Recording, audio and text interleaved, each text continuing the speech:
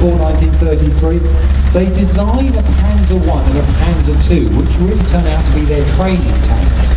And it's this tank coming on now, the Panzer III, and another tank that we have inside the museum, the Panzer IV. Those are the tanks that the Army is actually going to go to war with.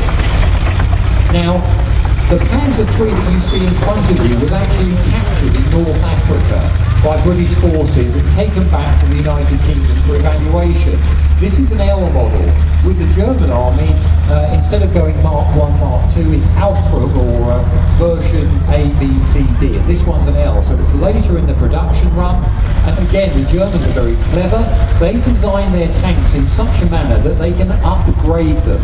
They can add bigger guns, they can add more armour plate. Now this particular Panzer III, it started the war with a short-barreled, medium velocity 50mm gun on. So what does all that mean?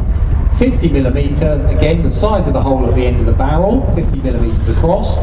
Medium velocity, the rounds come out with a medium amount of force. Now as the Germans met our tanks with bigger and thicker armour plate on them, we end up, or the Germans end up, putting bigger guns on their tanks. Now this gun is a 50mm gun as well, but it's a high velocity, longer barreled gun. So it was put on the tanks later in the war, so it had more penetration. It could penetrate more armour when it was firing against other tanks. And you'll also notice as the vehicle drives past you, they bolted extra armour protection on the front of the vehicle. So there's more armour plate on this vehicle to give it that extra layer of protection when we were putting bigger guns like the 6-pounders on our tank. Now this particular Panzer III, it was restored by the museum some years ago. It's pretty much been kept in running order since it was captured, but it's a typical example of the tremendously good German engineering that they put into their tank design and quality engineering. Everything about this tank is made to last, and we'll see that contrasts quite considerably with how other countries approach tanks later on in the war.